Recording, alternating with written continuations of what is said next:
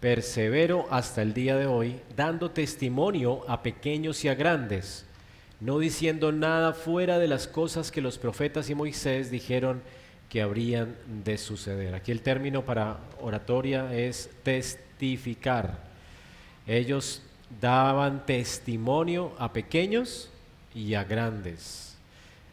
Entonces la oratoria bíblica es un testimonio acerca de los actos de Dios en la historia. Por supuesto, los apóstoles fueron testigos oculares. Hoy nosotros, en un sentido, somos testigos no porque hemos visto, palpado y gustado, sino porque hemos oído y leído las Escrituras y hemos experimentado, por supuesto, en nuestras propias vidas la redención. De manera que en nuestro caso, el testimonio tiene que ver más con la obra del Señor en nuestras vidas, cómo Él nos está transformando. Y así entonces podemos testificar. Hemos visto por la fe a Cristo, pero no en el sentido en que lo vieron los apóstoles. Así que hoy podemos también testificar. Otra palabra que se usa para la oratoria es exhortar. En Hechos 2:40 dice: y con otras muchas palabras testificaba y les exhortaba diciendo: sed salvos de esta perversa generación. Aquí la palabra es exhortar, testificar y exhortar. La predicación pues debe incluir aplicaciones o exhortaciones prácticas. Es un llamado para que las personas actúen o respondan a la predicación del Evangelio. En Hechos 4:2 dice: resentidos de que enseñasen al pueblo y anunciasen en Jesús la resurrección de entre los muertos. Aquí tenemos que la predicación cristiana tiene un componente didáctico. Ellos enseñaban. Debemos también enseñar doctrina, enseñanza bíblica, dándole a la audiencia una base sólida para vivir de acuerdo a esta doctrina. Hechos 4:1 dice: hablando al pueblo, vinieron sobre ellos los sacerdotes con el jefe de la guardia del templo y los saduceos. Aquí la palabra es hablar. Así que la comunicación o la predicación debe ser natural, no algo impostado. Es una forma de hablar con el propósito de persuadir a los hombres, ¿no? Así que la predicación no debe ser afectada por la retórica, no es retórica, sino que es más bien algo directo, comprensible, personal, es como un diálogo con las personas. Hechos 26:25, mas él dijo: no estoy loco, excelentísimo Festo, sino que hablo palabras de verdad y de cordura. Aquí la palabra es declarar, sino que declaro o hablo. La oratoria bíblica es una declaración pública de la verdad. Una declaración quiere decir que no inventamos un mensaje, sino que lo declaramos lo que hemos oído con certeza y con claridad. Hechos 4:13. Entonces, viendo el denuedo de Pedro y de Juan, y sabiendo que eran hombres sin letras y del vulgo, se maravillaban y le reconocían que habían estado con Jesús. Aquí la palabra es hablar con denuedo. Aquí tenemos entonces denuedo significa valor, valentía. Es muy clave en la predicación. Para las personas que enseñan la palabra y predican la palabra tienen que tener valor, ¿verdad? Debe ser una persona llena del Espíritu Santo. Debió haber estado con Jesús para que en Cristo tenga este valor de poder declarar a otros la Escritura. Hechos 2:38 dice: Pedro les dijo: arrepentíos y bautícese cada uno de vosotros en el nombre de Jesucristo para perdón de los pecados y recibiréis el don del Espíritu. Aquí la palabra es: y Pedro les dijo. La comunicación del Evangelio debe ser igual, clara, directa, específica, y obviamente debe hacer que las personas respondan al mensaje. Hechos 2:38, Pedro les dijo: arrepentíos y bautícese cada uno de vosotros en el nombre de Jesucristo para perdón de los pecados y recibiréis el don del Espíritu. Aquí la palabra es responder. Pedro les dijo o les respondió. La oratoria bíblica implica responder preguntas y reacciones de la audiencia, adaptándose a sus necesidades y circunstancias. Si ustedes notan las cartas de Pablo, él siempre se anticipaba aun cuando escribía. Entonces, imagínenselo cómo sería él en el púlpito.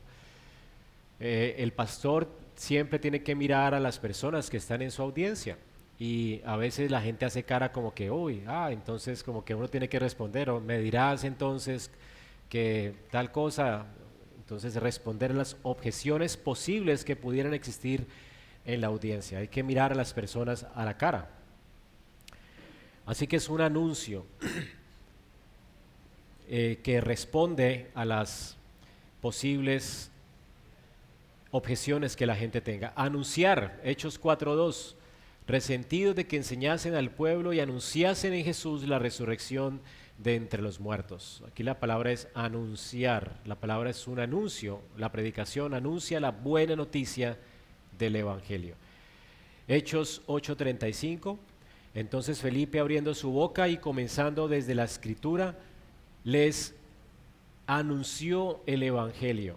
Aquí la palabra es evangelizar. Es como el corazón de la oratoria bíblica. Es una proclamación, es evangelismo. Anunciamos a Cristo, aquel que murió por nuestros pecados y que resucitó para nuestra justificación. Hechos 20:24, pero de ninguna cosa hago caso ni estimo preciosa mi vida para mí mismo, con tal de que acabe mi carrera con gozo y el ministerio que recibí del Señor Jesús para dar testimonio del Evangelio de la gracia de Dios. Aquí la palabra que se usa es ministrar, el ministerio que recibí del Señor. La predicación es un ministerio, es un servicio que presentamos a los santos o que prestamos a los santos, que se realiza en obediencia a Cristo. Es un oficio que recibimos del Señor. Hechos 9:29, y hablaba denodadamente en el nombre del Señor y disputaba con los griegos, pero estos procuraban matarle. Aquí la palabra es disputa. La oratoria bíblica incluye también disputar o presentar argumentos sólidos, de manera que podamos debatir y defender la verdad y refutar todo error. La predicación también debe ser polémica, ¿no? Así que tenemos que anticiparnos al error que tenemos en nuestra cultura cristiana. Cuando nosotros estamos presentando el Evangelio, siempre preparamos el sermón, pensamos en qué están creyendo otras personas para poder responder a la palabra de Dios, a lo que Dios nos está diciendo y cómo otros interpretan lo que estamos predicando, para responder y también disputar en medio de la cultura en la que estamos. Hechos 8:5, entonces Felipe, descendiendo a la ciudad de Samaria, les predicaba a Cristo. Aquí la palabra predicar debe ser entonces la enseñanza de una proclamación fiel, sin añadir, sin quitar nada de las cosas que Dios nos dio. Hechos 13:43, y despedida de la congregación, muchos de los judíos y de los prosélitos piadosos siguieron a Pablo y a Bernabé, quienes hablándoles les persuadían a que perseverasen en la gracia de Dios. Aquí entonces vemos que la oratoria o la predicación bíblica siempre utiliza argumentos persuasivos, ¿verdad? Y los argumentos persuasivos no son humanos, sino espirituales, que fluyen de la palabra de Dios, llamando a las personas a perseverar en la gracia. Hechos 17:2, y Pablo, como acostumbraba, fue a ellos y por 3 días de reposo discutió con ellos. Aquí tenemos como la palabra discusión es importante en la predicación. La predicación debe ser argumentativa, persuasiva. Por supuesto, basada en la Escritura, el objetivo es ganar la audiencia con la verdad de Dios. Hechos 9:22. Pero Saulo, mucho más se esforzaba y confundía a los judíos que moraban en Damasco, demostrando que Jesús era el Cristo. Aquí la palabra es confundir. La oratoria bíblica puede desconcertar o confundir a los opositores, porque ¿qué está haciendo la verdad? Está mostrando con argumentos bíblicos válidos sus inconsistencias. La palabra aquí en Hechos 9:22 dice, pero Saulo mucho más se esforzaba y confundía a los judíos que moraban en Damasco, mostrando que Jesús es el Cristo. ¿Qué es demostrando? La predicación debe dar evidencias convincentes de la verdad del Evangelio, respaldada con razones y pruebas bíblicas. Hechos 20:31, por tanto, velad, acordados que por 3 años de noche y de día no he cesado de amonestar con lágrimas. Aquí la amonestación es importante, la predicación debe contener amonestación, es un acto de amor que nosotros confrontemos a nuestra audiencia con la verdad para edificarles, para corregirles en justicia. Y finalmente, Hechos 28:23, y hablándoles,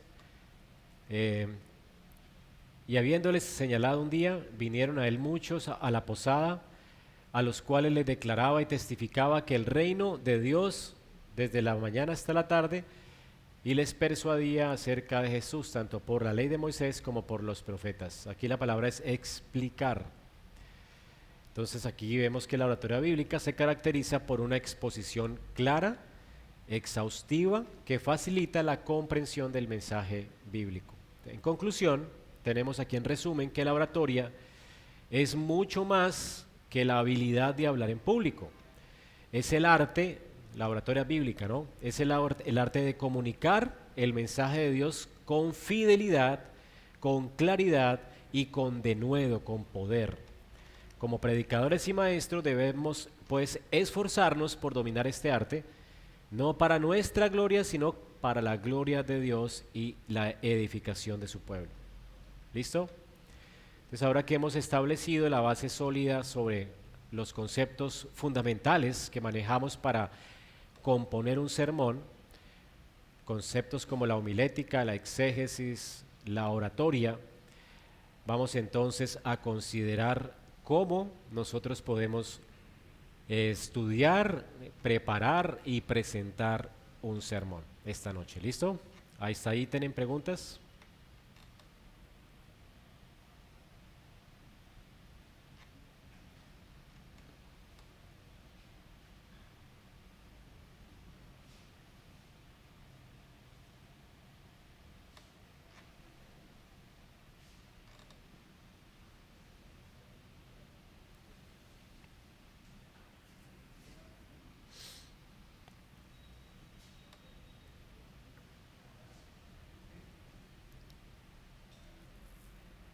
Muy bien. Vamos a comenzar entonces esta noche con la estructura de un sermón expositivo.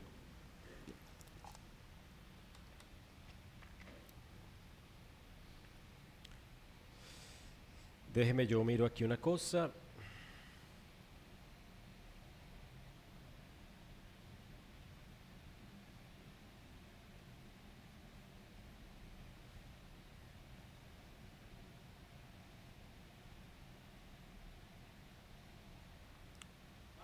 Sí.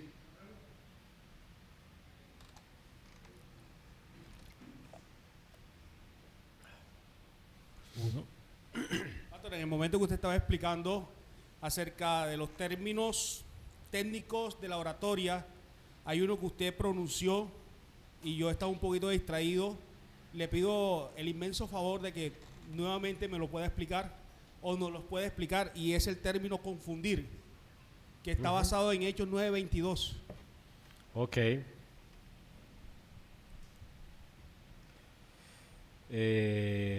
Hechos 9:22.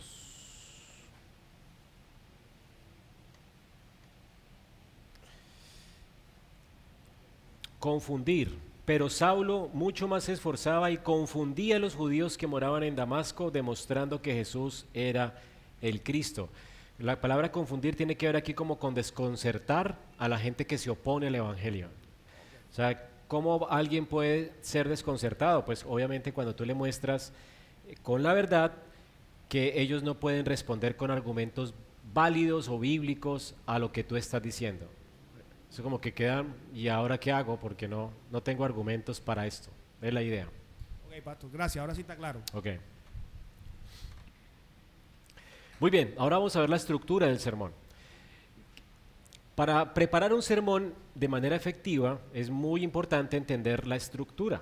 Es decir, un sermón se organiza esencialmente en tres partes fundamentales. Todo sermón tiene una introducción, luego tiene una exposición y luego tiene una conclusión. Entonces esos son tres bloques fundamentales para un buen sermón. Tú introduces el sermón, expones lo que tienes que decir y al final concluyes con todo lo que has dicho durante el sermón.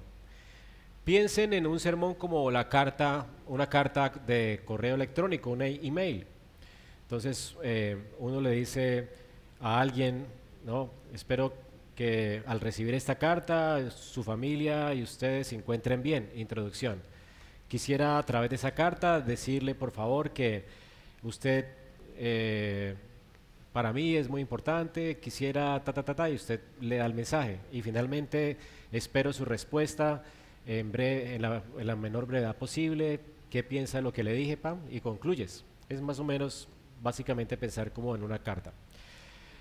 Organizar un sermón es muy importante. Hay predicadores que estudian muchísimo tiempo, oran mucho tiempo, pero el impacto de su mensaje se puede perder porque no tienen una estructura clara como estas.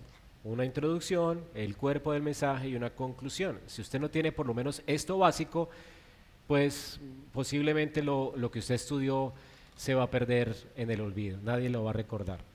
Así que una buena organización ayuda a que la gente pueda entendernos, ayuda también a mantener orden en nuestra cabeza, en nuestra mente, saber hacia dónde nos dirigimos con el mensaje y a recordarnos cuáles son los puntos claves. Y obviamente, cuando usted tiene una organización adecuada, la iglesia puede seguirlo de manera lógica, ¿verdad? Y comprensible. ¿Ha escuchado usted predicadores cuyo mensaje al final parece como una mezcla desordenada de ideas? ¿Sí han escuchado mensajes así? Como el difusor que les presenté ayer, no es un chorrito sino un dispersor de agua. Entonces la organización es muy importante para evitar que el sermón se convierta en esto, en un dispersor, con muchas ideas pero con nada concreto. Al fin no aprendiste nada, dijiste mucho, colocaste muchos ejemplos pero nunca aterrizaste y eso es difícil, ¿no? Y a veces hay personas que hablan muy interesante. Yo he escuchado predicadores de 1 hora de mensaje y todo lo que habló es interesante, pero no se me quedó nada. Y la razón es que dijo mucho, muy interesante el tipo. Me pareció que dijo hasta cosas jocosas, graciosas, pero al final no dijo nada. ¿Sí les ha pasado o no? ¿De qué habló? Habló charla bueno, me entretuvo un ratico. Entonces, es importante que nuestra audiencia pueda identificar claramente mi introducción, cuál es el principio, cómo yo desarrollo mi idea a través del sermón y cómo la concluyo y la apunto al corazón de ellos. Usted puede para esto usar números romanos, hay muchas ayudas para esto, ¿no? En la primaria aprendimos 1, después A, B, C, mayúsculas, minúsculas, y todo eso nos ayuda a tener como un orden lógico. Entonces es importante que nuestra audiencia, las personas que nos escuchan, puedan identificar claramente cuándo yo comencé el sermón, cuándo desarrollé el sermón y cuándo concluí el sermón. La introducción no se puede demorar más de 3 hasta 5 minutos. Más allá es como la gente se va a cansar, o sea, cuando alguien después de 15 o 20 minutos dice, bueno, ahora vamos a comenzar con el punto 1, por lo menos a mí ya me pierde. Yo no quiero escucharlo más, ya me da mamera. O sea, apenas va a comenzar, o sea, ¿a qué hora vamos a acabar hoy? ¿Sí les ha pasado o no? ¿Cierto? Eso es muy difícil. Entonces ya llevas 20 minutos de introducción y bueno, hermanos, y el sermón que traigo para ustedes hoy tiene 3 puntos, o 4 más bien, 4 puntos. El primero es tal y los comienza después de 20 minutos, 4 puntos. ¿A qué horas va a terminar el tipo? Uno comienza a pensar ahora en qué momento este hombre va a terminar y se desconcentra y se pierde la audiencia. Mucho cuidado con esto. Tu introducción hasta 5 minutos. Luego tienes el cuerpo del sermón. No sé cuánto se aguantan aquí las personas, ¿verdad? Algunos se aguantan sermones de 30, otros de 40, según la cultura. En Bogotá ya los tenemos acostumbrados a sermones de 1 hora más o menos. Entonces, la idea es que la introducción debe ser corta, debe introducirnos. El desarrollo debe ser el cuerpo, lo más sustancial, y la conclusión debe durar otros 5 minutos. ¿Ok? Entonces, la estructura debe servir para presentar el mensaje de manera clara, efectiva y, por supuesto, la idea es no desviar la atención de los oyentes. El autor de los Hebreos afirma, por ejemplo, ahora bien, el punto principal de lo que venimos diciendo es que tenemos tal sumo sacerdote, el cual se sentó a la diestra del trono de la majestad en los cielos. ¿Ven cuál era el punto principal del autor? Que tenemos tal sumo sacerdote. ¿De qué se trata esa carta? Pues del sacerdocio de Cristo. Él está exaltando a Cristo como el sumo sacerdote por excelencia, mayor que Aarón, Moisés, los levitas. Él es mayor porque él mismo es la ofrenda, etcétera. Y el autor de Hebreos sabe que ese es su punto principal, desarrolla su punto principal y sí que lo hace bien, ¿no? Entonces, usted puede leer Hebreos y es un sermón extraordinario. Él sabe para dónde va, ¿verdad? Tiene mucha doctrina, concluye muy bien en su último capítulo lo que va a decir. Es muy persuasivo a la hora de comunicar su mensaje, tan persuasivo que hasta lo asusta a uno con la apostasía. Así que la gente tiene que estar como temblando con ese sermón. Es un sermón, de hecho, escrito.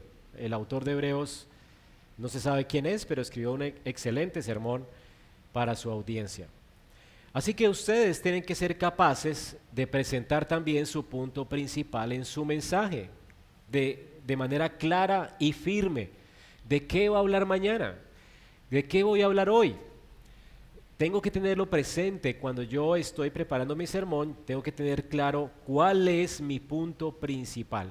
Es lo que llamamos en la preparación de los sermones la declaración homilética. ¿Ok? Hay una declaración exegética que tiene que ver con la pregunta, ¿qué es lo que el autor quiere decir a la audiencia suya? ¿Qué es lo que el autor de Hebreos quiso decir a esta iglesia judía? Bueno, que Cristo tenemos tal sumo sacerdote que se sentó a la diestra del trono de la majestad en los cielos. Ahora, ¿qué es lo que yo quiero decirle ahora a mi audiencia a través de este texto? Entonces convierto esta proposición exegética, que es lo que el autor quiere decir, en una proposición homilética, ¿okay? Muy personal para la audiencia a la cual yo voy a predicar. Ahora vamos a profundizar en cada una de estas partes del sermón para entender la importancia y la función que tiene cada una de ellas. Primero comencemos con la introducción. La introducción es el primer paso de la comunicación nuestra en un sermón. Ella marca el inicio de nuestro mensaje. Aunque es posible predicar un sermón sin introducción, una introducción formal, eso puede compararse a arrancar un vehículo en segunda. ¿Alguien ha manejado carro? ¿Ha intentado arrancar en segunda? Difícil, ¿no? ¿Qué hace el carro? Exactamente. Es difícil porque no está preparado para eso. Es lo que pasa cuando tú no introduces tu mensaje, ¿verdad? Pierdes el impulso. Lo que hace en la introducción es darle impulso a nuestro sermón. Entonces la introducción sirve para preparar a la gente, para arrancar el sermón, para preparar el terreno y para dirigir la atención de la audiencia. Si usted no prepara una buena introducción, la audiencia la puede perder al inicio del sermón y todo lo que usted hizo se perdió. Todo el trabajo se perdió solamente por una mala introducción. En la introducción entonces es de lo más importante en un sermón. ¿Cuál es el propósito de una introducción buena? Primero, tiene que tener dirección y contexto. Una introducción lo que hace es ofrecerle a la gente una guía clara sobre el rumbo que usted va a tomar.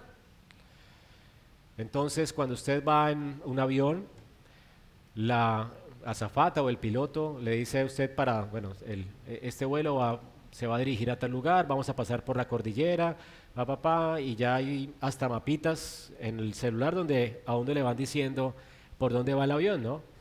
Entonces ya uno como que se adecua a cuánto se va a demorar y qué va a pasar en el transcurso del camino, qué se podría encontrar. De una vez el hombre le dice a uno hay nubosidad, posiblemente van a haber algunos baches, se va a sentir turbulencia. Entonces como que lo preparan a uno para lo que va a pasar, ¿ok? Eso es importante. Y también la introducción ofrece al oyente una visión preliminar de lo que se va a tratar, de lo que se va a abordar en el sermón. Por ejemplo, hermanos, esta mañana vamos a estudiar los 4 temas principales de los que habla Juan 3:16, que nos revelan la profundidad del amor de Dios. ¿Quieres conocer el amor de Dios? Tú tienes que escuchar este sermón. Hoy veremos las 10 características que definen a un buen pastor. ¿Piensas que tienes un llamado al ministerio? Tú necesitas escuchar lo que Dios dice acerca de las características de un buen pastor. ¿Ven? Fácil, ¿no? Hoy vamos a ver en ese sermón, vamos a hablar sobre el amor de Cristo por su iglesia y todas las implicaciones que el amor de Cristo tiene para nuestras vidas. Y eso es lo que hacemos en la introducción. Decimos de qué vamos a hablar y eso facilita a la congregación seguir el hilo y entender el propósito de lo que vamos a estudiar juntos. Algunos predicadores utilizan la introducción para ofrecer un bosquejo detallado del sermón. Yo lo he hecho muchas veces. Eso puede ser útil para preparar a la iglesia para lo que va a venir. Yo le puedo decir, hermanos, en este día de hoy vamos a hablar acerca de el amor de Dios y sus implicaciones para nuestra vida. En primer lugar, hablaremos cómo la Biblia define el amor de Dios. Luego veremos las pruebas que garantizan que Dios nos ama. Y luego veremos esa relación de amor que Dios tiene con nosotros, cómo se puede desarrollar, no sé. La idea es que puedo decir los puntos al comienzo y eso facilita las notas, etcétera. Entonces podemos darle a la gente un esquema general que permite que la gente pueda seguir el flujo del mensaje con facilidad y recordar los puntos principales del sermón. Yo normalmente siempre hago eso, ¿no? Ofrezco siempre a la iglesia puntos principales, además que antes de nuestro sermón el domingo, yo le predico a los niños un mini sermón de 5 minutos.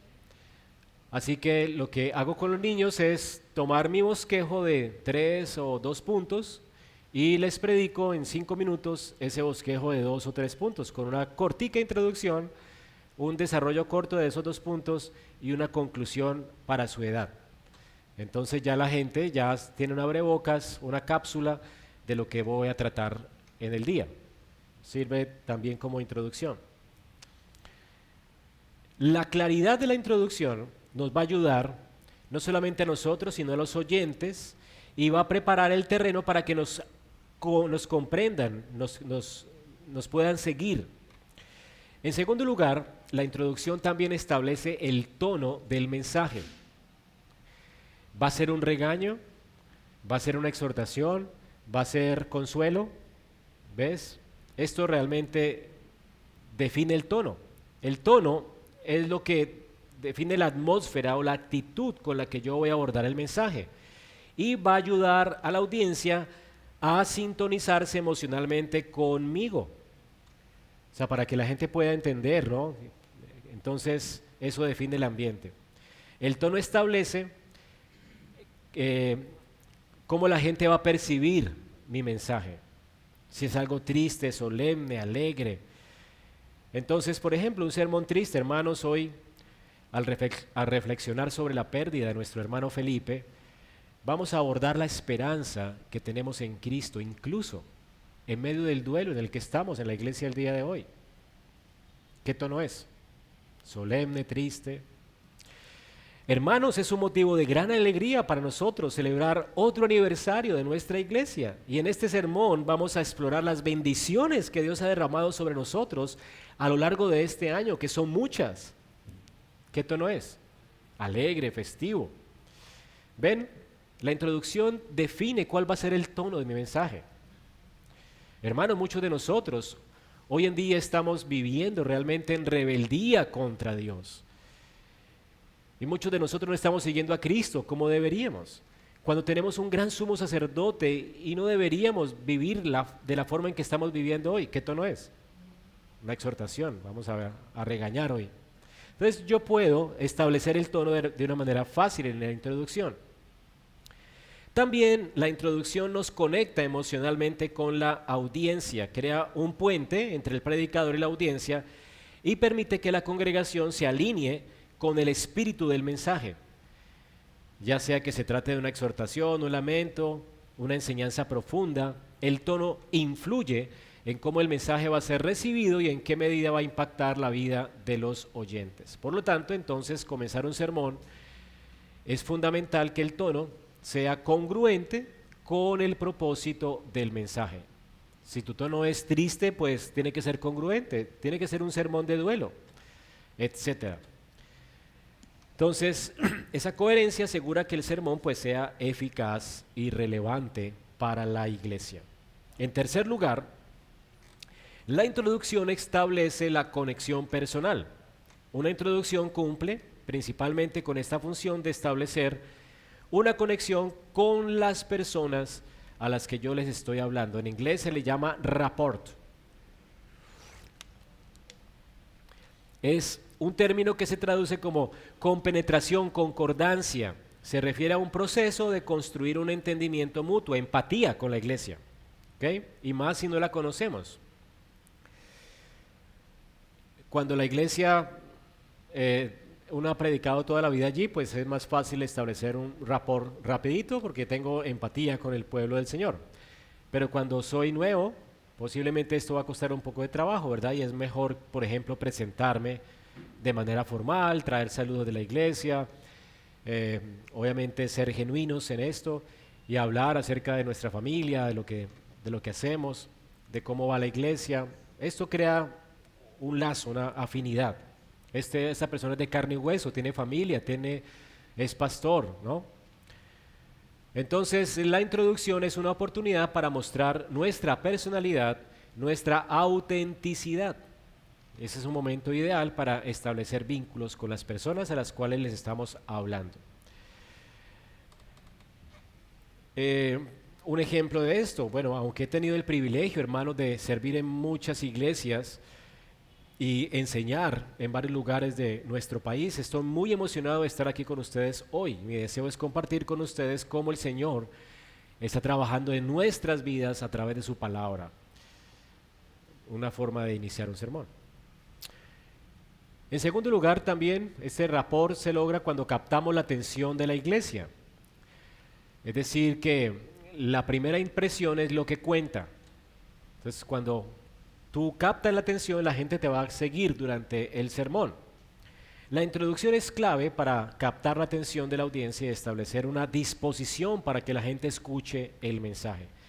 Es el momento en que la iglesia va a decidir si está abierta a recibir lo que tú tienes que decirles o se va a cerrar. De verdad, la introducción lo define. ¿Se va a cerrar o te va a seguir? Entonces, por eso si una introducción dura 20 minutos, nadie te va a seguir. Seguro que no. Un ejemplo, hoy quiero compartir con ustedes, hermanos, un mensaje en el que he estado meditando profundamente y un mensaje que estoy convencido que el Señor también tiene para cada uno de nosotros en este día. Espero que podamos hoy juntos crecer en nuestra comprensión del amor y de la gracia de nuestro Señor Jesucristo. Son cosas en las que he estado meditando. Estoy estableciendo una También es la forma de ganarme la confianza con la iglesia. En la introducción es crucial ganar confianza y respeto. La forma en que lo presento, en que soy honesto, sincero, la capacidad de conectar emocionalmente, va a determinar cómo el mensaje va a ser recibido. ¿Sí? Si el pastor tiene algo valioso que decir, entonces eso va a ser captado por la audiencia en la introducción del mensaje. ¿Ok?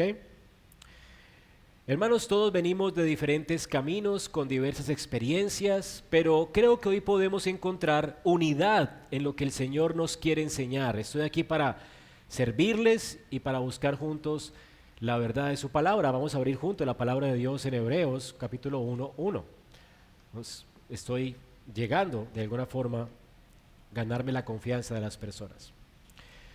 Otra cosa que establece la introducción es la motivación y la preparación para la gente que escucha. La introducción tiene el propósito fundamental de motivar a la congregación a escuchar con atención, con disposición. Idealmente, como mencionamos, la iglesia o la congregación, si es una congregación piadosa, pues va a estar ansiosa por recibir la palabra de Dios.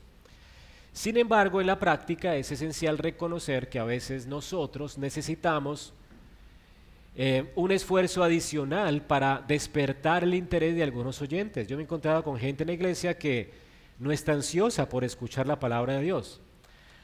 Algunos jóvenes que hasta tienen audífonos. ¿Qué voy a hacer para ganarme el corazón de ellos? O que llegan porque el papá los trajo obligados, ¿ves? Y ahí están. Dios te los está trayendo aunque sea obligados. ¿Qué vas a hacer? Entonces, eso es, la introducción lo que hace es lograr despertar el interés de las personas. Y para eso tenemos que mirar a la gente a los ojos, ¿no? Entonces, algunos recomiendan mirar puntos fijos, pero yo necesito mirar a la gente a los ojos. Lástima que no lo puedo hacer hoy porque los veo manchas ahí. No tengo gafas. Estrategias para motivar a la congregación. Tenemos que despertar el interés. La introducción debe capturar el interés de la congregación y crear una expectativa. Puede ser útil presentar el mensaje de manera que resuene con las necesidades y preocupaciones actuales de los oyentes. Despertar el interés es importante.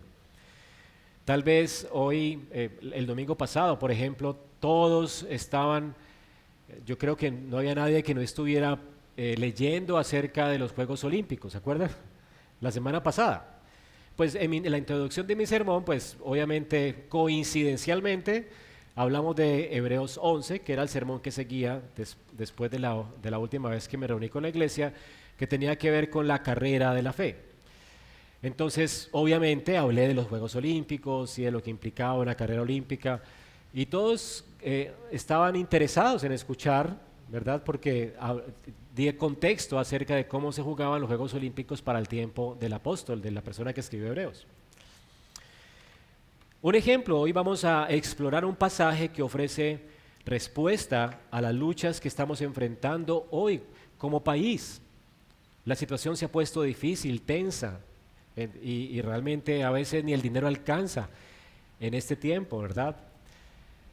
Vamos a ver principios, hermanos, para que nosotros podamos vivir hoy en nuestra realidad como colombianos de una forma en que podamos glorificar a Dios y realmente vivir tranquilos, confiados. Una forma de captar la atención, ¿no? Todos estamos en este país sufriendo. Otra cosa importante, otra estrategia importante para motivar a la iglesia es enfatizar la relevancia del sermón, comunicar por qué es importante que me escuchen. ¿Ok? Hermanos, en este sermón vamos a abordar un tema crucial que está afectando nuestro caminar con Cristo. Este mensaje no solo es alimento espiritual, sino una guía práctica para poder enfrentarnos a los desafíos que constantemente tenemos con el pecado, con el mundo, con Satanás, y poder tener esperanza en medio de nuestra lucha cristiana. ¿Quién no tiene problemas con el pecado, verdad? Entonces eso crea expectativa. Otra estrategia es crear expectativas sobre el sermón, generar un sentido de anticipación, puede hacer que la iglesia esté más abierta a recibir el mensaje. Es como presentar el sermón como una oportunidad para un cambio significativo en sus vidas. Un ejemplo, hermano, yo estoy convencido de que lo que vamos a descubrir el día de hoy tiene el potencial de cambiar de manera radical nuestras vidas. ¿Verdad? Vamos a acercarnos a Dios en oración para que el Señor nos ayude a entender su palabra en esta mañana y realmente seamos transformados por ella. Cosas así, ¿no? Inspirar a la acción. Motivar a la iglesia a escuchar activamente implica también inspirar al sentido de urgencia con el mensaje que estamos trayendo. Y bueno, algunas veces yo he dado introducciones bastante fuertes para captar la atención. No soy tan creativo, pero a veces salen, ¿no? Pero la idea es como captar la atención. La otra vez dije, bueno, hermanos, es un día triste para la iglesia. Nuestro hermano William, que no está aquí, nuestro anciano William, se va a ir con media iglesia. Básicamente tenemos ahora una división en nuestra iglesia. Y todos... Y lastimosamente, pues, esto ocurre en toda iglesia y está ocurriendo con nosotros hoy. Y es triste para mí informar esto en esta mañana. Hermanos, imaginen que esto estuviera ocurriendo en esta iglesia hoy. Y todos... Vamos a ver 3 puntos para evitar la división en nuestra congregación. Pues, cosas como por el estilo, ¿no? Podemos ser creativos, tal vez.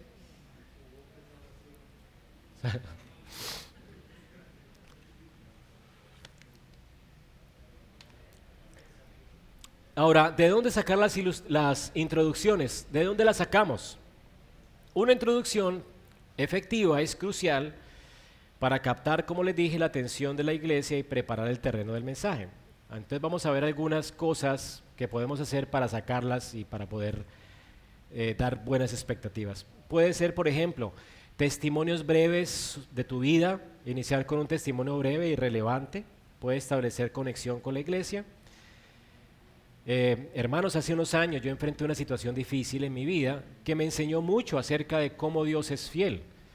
Estuve hospitalizado casi 3 meses y en ese momento el Señor me enseñó a través de este salmo lo que significa esperar en Él en medio de una circunstancia difícil. Lo estoy haciendo para que la gente conecte, ¿no? También puedo traer una historia de la actualidad, utilizar noticias recientes, eventos, etcétera, cosas que ocurren. O sea, si ocurrió un tsunami, por ejemplo, y mató un poco de gente, pues el domingo tengo que hablar de eso y lo voy a introducir para el sermón, lo voy a usar para el sermón. Entonces, cosas como por el estilo, el Día de la Madre, por ejemplo, tal vez específicamente el texto no lo aborde, pero quiero establecer una relación con las mamás que se sienten ese día de alguna forma especiales y quiero honrarlas, quiero honrar a las mamás en este día.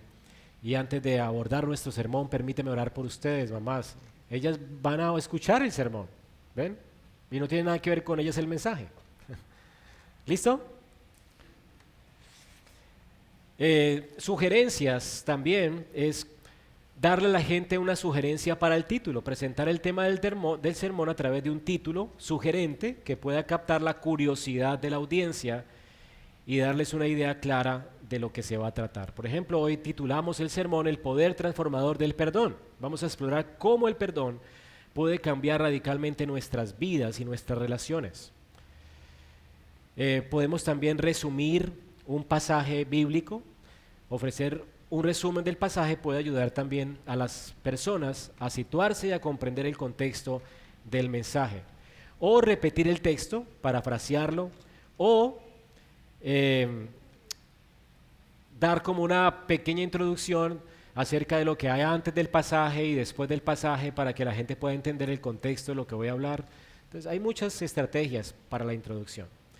¿Cuáles son las características para una buena introducción? Tiene que ser breve, como les dije. Debe ser concisa, directa, no menos de 5 minutos. Bueno, no más de 5 minutos, perdón. Debemos evitar largas introducciones que puedan desviar la atención de la iglesia. Deben ser relevantes. asegurarnos de que la introducción esté directamente relacionada con el tema que va a tratar el sermón, es decir, que no debe ser una distracción, sino una preparación para el mensaje. Debe ser simple, clara, fácil de entender, memorable, debe ser motivadora y por supuesto debe de darle a la gente una idea general de lo que vamos a hablar. Siempre la introducción debe contener la proposición homilética, sea que usted la declare específicamente o no, la gente tiene que saber de qué va a hablar usted, ¿verdad? Y cómo lo va a afectar en su vida. Y esa es la idea de una buena introducción. Creo que se me acabó el tiempo, entonces no sé si seguimos o paramos.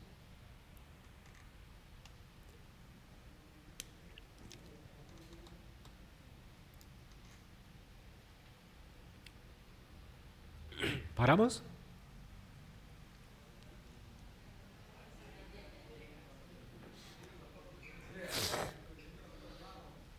Démosle porque como no descansemos hoy porque llegaron todos tarde, yo también. Mucho trancón, es que está el presidente aquí en Cartagena. Bueno, vamos ahora, después de la introducción, con el cuerpo del sermón. El cuerpo del sermón.